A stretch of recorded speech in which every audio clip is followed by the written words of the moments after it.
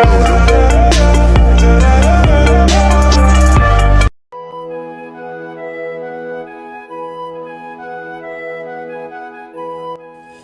setiap karya sastra, tersimpan dunia imajinasi yang mampu membawa pembaca melintasi batas waktu dan ruang.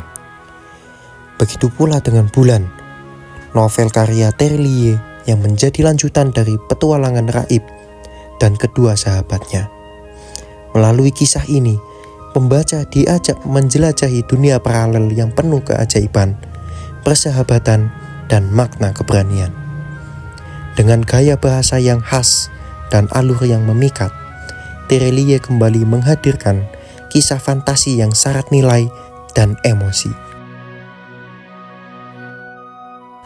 Halo pendengar setia Siniar Alternity, selamat datang di episode 3, episode yang pastinya akan membawa kalian menjelajahi dunia yang penuh imajinasi dan keajaiban. Bersama saya, Alwaled Jayarta Subandi, kalian akan diajak menyelami kisah luar biasa dari salah satu karya terbaik penulis ternama Indonesia, Terelie. Hari ini, kita akan membahas sebuah novel yang bukan hanya menghadirkan petualangan seru, tetapi juga syarat makna tentang persahabatan, keberanian, dan keajaiban dalam diri manusia.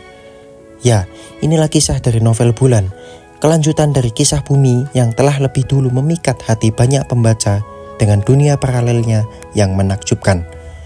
Novel Bulan merupakan karya Terelie yang diterbitkan oleh PT Gramedia Pustaka Utama pada tahun 2015. Dengan desain sampul yang digarap oleh MT, novel setebal 400 halaman ini berhasil memikat pembaca lewat perpaduan antara fantasi, persahabatan, dan petualangan yang menegangkan. Di balik keindahan judulnya, Bulan menyimpan petualangan besar yang menegangkan sekaligus menyentuh hati. Mari kita lihat seperti apa perjalanan Raib, Sally, dan Ali kali ini di dunia yang begitu luas dan penuh rahasia.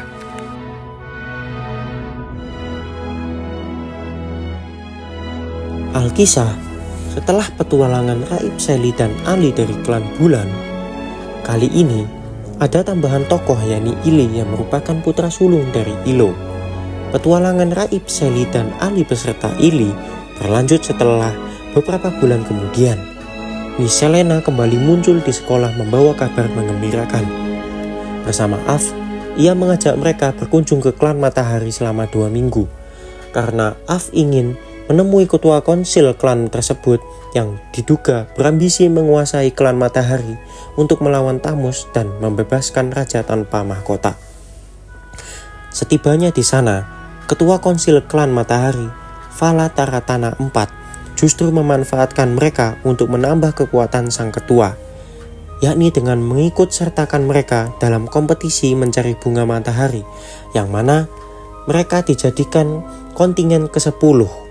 Setelah keluar dari portal, mereka disambut oleh festival bunga matahari beserta sorakan penonton di tribun. Ajang tahunan bergengsi di mana 9 kontingen bersaing menemukan bunga matahari pertama yang mekar di tempat rahasia. Bunga itu memiliki kekuatan berbeda tergantung niat pemetiknya, yakni ambisi membawa kekuasaan, sedangkan rasa ingin tahu membawa ilmu dan pengetahuan. Dalam perjalanan mengikuti festival, mereka menghadapi banyak rintangan seperti serangan hewan buas, banjir, dan kehilangan tunggangan harimau. Saat singgah di sebuah perkampungan, mereka sempat diusir, tetapi setelah Raib menolong seorang anak yang tergigit ular berbisa, warga pun menerima mereka. Perjalanan berlanjut ke danau tempat mereka menolong peserta lain yang diserang gurita. Lalu ke lembah beracun yang hampir mencelakai mereka sebelum akhirnya diselamatkan kembali oleh harimau-harimau mereka. Meski penuh bahaya, mereka terus berjuang hingga tiba di petunjuk terakhir. Petunjuk terakhir membawa mereka ke halaman rumah Ibu Hana. Tempat bunga matahari yang dicari tumbuh di antara lebah bercahaya. Namun, kontingen salamander dan ketua konsil klan matahari sudah tiba terlebih dahulu. Saat salamander hendak memetik bunga itu, mereka didiskualifikasi karena berbuat curang. Dan Raib bersama kawan-kawannya dinyatakan sebagai pemenang. Hana menolak bunga itu dipetik karena bisa mengancam keseimbangan dua klan, yakni klan Matahari dan klan Bulan. Tetapi ketua konsil memaksa hingga terjadi pertarungan. Ketua konsil berusaha membuka portal penjara bayangan untuk membebaskan si tanpa mahkota. Hana akhirnya mengorbankan lebah-lebahnya, sementara Ili mengorbankan dirinya demi menjaga keselamatan klan Bulan dan klan Matahari.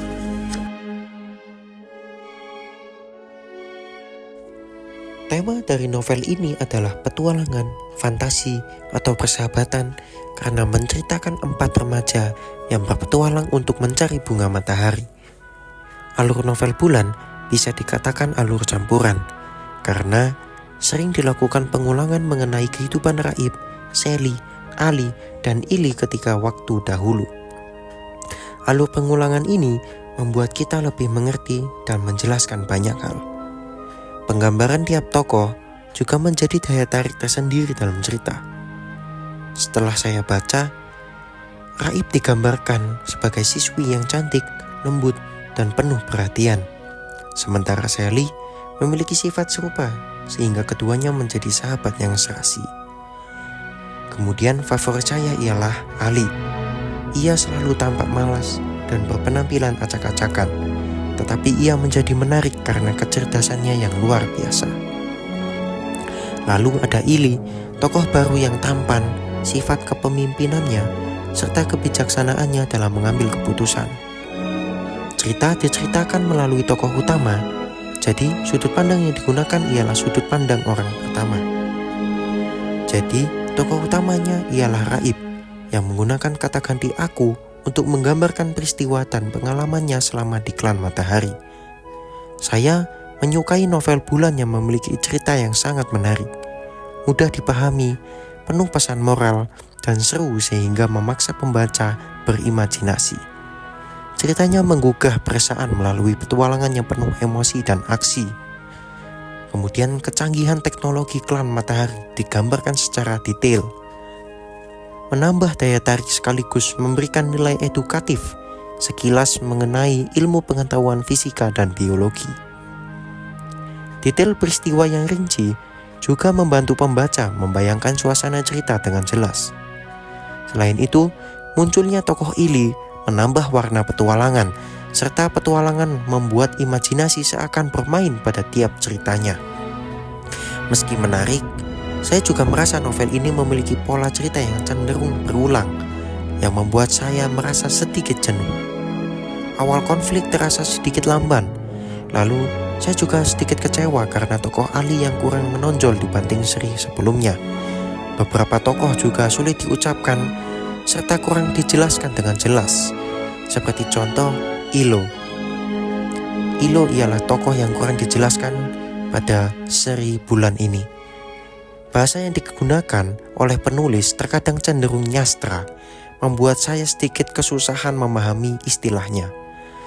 Tapi terlepas dari segala kekurangan tadi, jika dilihat lagi pada bagian keunggulannya, tentu novel ini merupakan novel fantasi atau petualangan yang sangat direkomendasikan. Kenapa sangat direkomendasikan?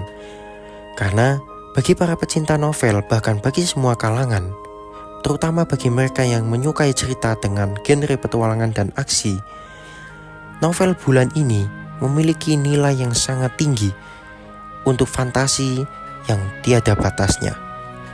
Namun tak hanya itu, novel ini juga memaparkan bagaimana seharusnya kita menuntut ilmu, bersikap baik pada kedua orang tua, dan kepada semua orang yang kita kenal, maupun tidak kita kenal, serta menghargai semua orang.